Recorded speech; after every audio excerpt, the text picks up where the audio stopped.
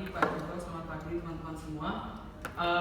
Pagi ini saya akan menjelaskan sedikit mengenai bencana tornado dan upaya mitigasinya.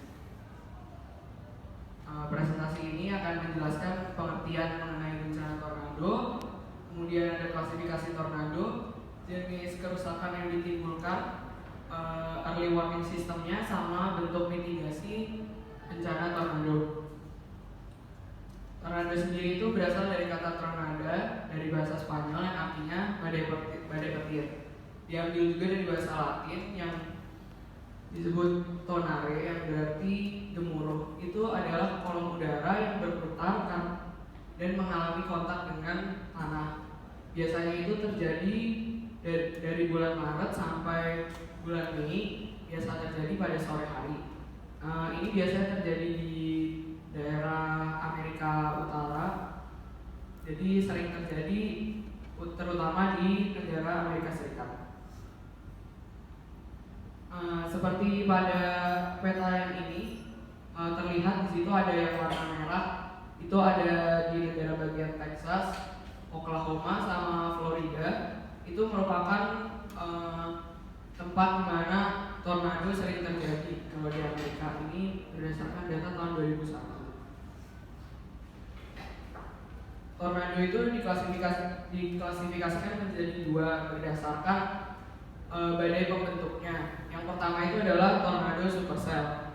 Tornado supercell ini merupakan tornado yang paling rusak karena dia berasal dari badai petir yang sangat tebal istilahnya dan sangat intens gitu. Terus dia berputar secara konstan dan dia berputar dengan sangat cepat dan bisa bertiup di atas 20 miles per hour. Terus dia juga bisa dapat mendominasi iklim sampai radius 32 km. Tapi ini merupakan tornado yang biasanya berlangsung sebentar, tapi kerusakan yang ditimbulkan sangat besar. Untuk tornado jenis yang kedua itu berasal dari badai non supercell. Kalau non supercell ini tuh biasanya karena terjadi perbedaan energi antara udara yang panas dan udara yang dingin. Terus habis itu dia akan menyebabkan ketidakstabilan di udara yang biasa disebut dengan wind shear. Nah, tornado ini beda dengan tornado yang supercell karena dia bertahan dengan lama dan dia itu bisa berkembang. Selain menjadi tornado, bisa jadi hujan es, bisa jadi badai berpetir kayak gitu. Jadi dia jangka waktunya lama, cuman kerusakan yang ditimbulkan itu tidak terlalu besar karena bisa dilihat sendiri itu kayak kolom udaranya juga tidak terlalu besar, beda sama yang supercell tadi. Tornado itu juga diklasifikasikan menurut Fujita Scale, namanya Enhanced Fujita Scale. Ini merupakan skala tornado berdasarkan kerusakan yang ditimbulkan. Itu mulai dari 0, 1, 2, 3, 4, 5 diukur berdasarkan kecepatan udaranya. Kalau yang 5 itu udah parah banget, kalau yang 0 masih tidak berbahaya. Ini dibuat oleh Tetsuya Fujita. Terus jenis kerusakan yang ditimbulkan itu ini ya, pada atap itu biasanya terjadi crack. Terus pada gambar yang di sebelah sini itu genting-gentingnya pada copot ya, karena kan emang tornadonya itu membuat genting-gentingnya jadi berterbangan kayak gitu. Terus ini juga pada struktur atap biasanya kalau misalnya rangkanya kurang bagus itu bakal terjadi seperti yang gambar di tengah sama gambar yang sebelah kanan ini.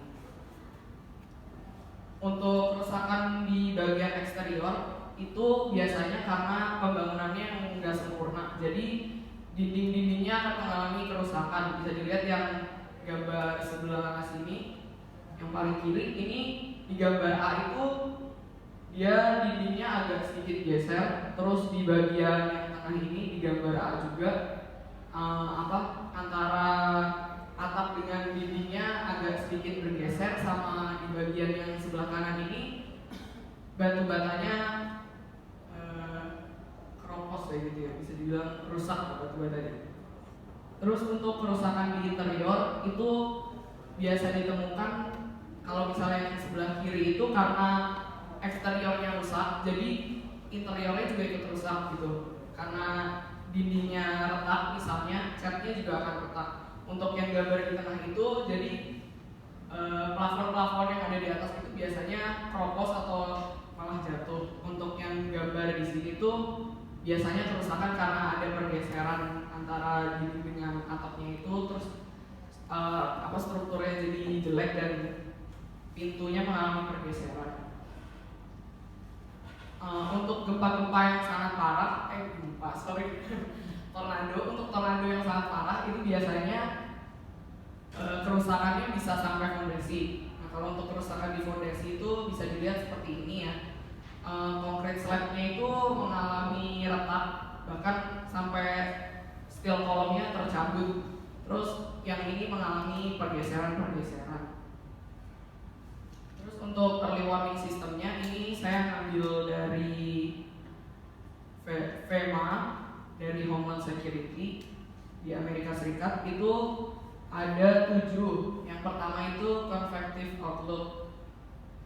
Untuk yang convective outlook ini dia tuh masih menginformasikan bahwa ada badai besar yang kemungkinan bisa terjadi tornado. Cuman dia ini informasinya masih antar lembaga penting-pentingnya aja, dan itu juga masih sangat sebatas informasi aja. Dia sifatnya informasi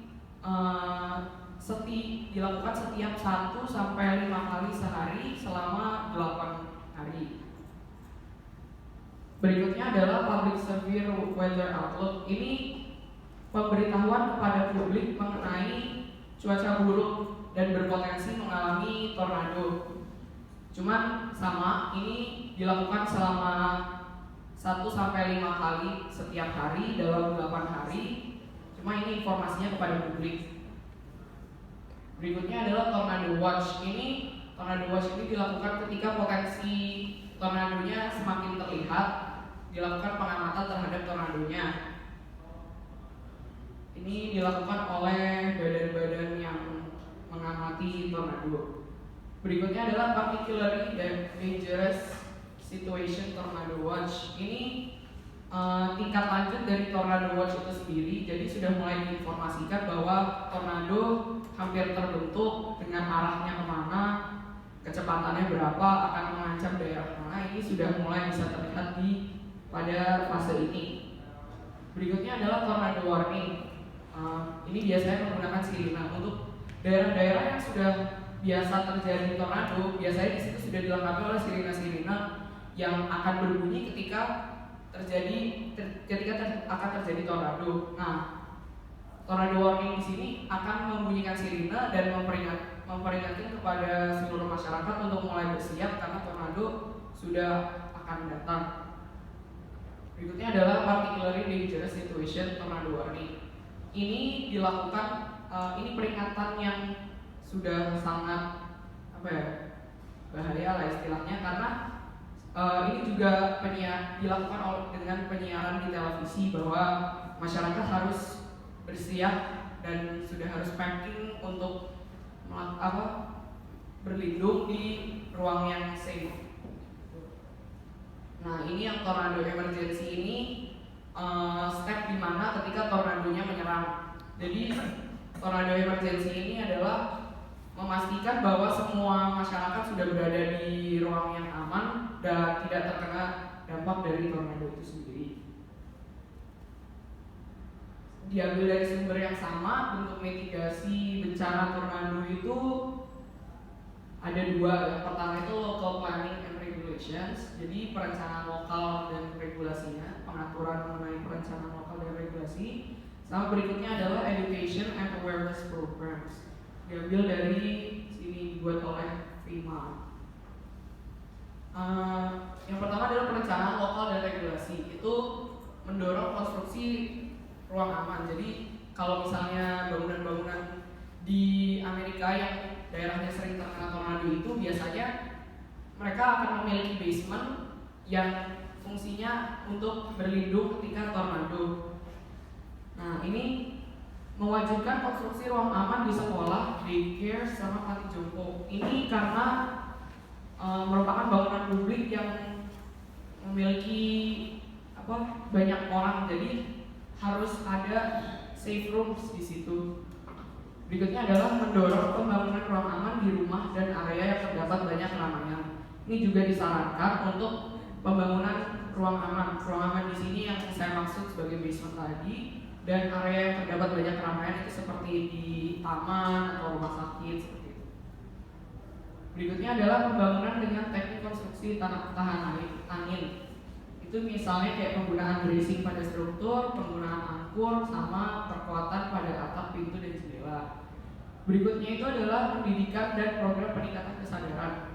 Nah, ini meningkatkan kesadaran masyarakat mengenai bahaya tornado bisa melalui edukasi masyarakat seperti sosialisasi mengenai bahaya tornado. Kemudian ada melakukan simulasi bencana di sekolah dan bangunan publik. Sama terakhir adalah sistem informasi yang baik. Yang saya maksud di sini adalah ketika terjadi tornado, seluruh masyarakat harus terinformasi dengan baik dan secara sistematis. Sekian presentasi saya. Silakan apabila ada yang ingin bertanya.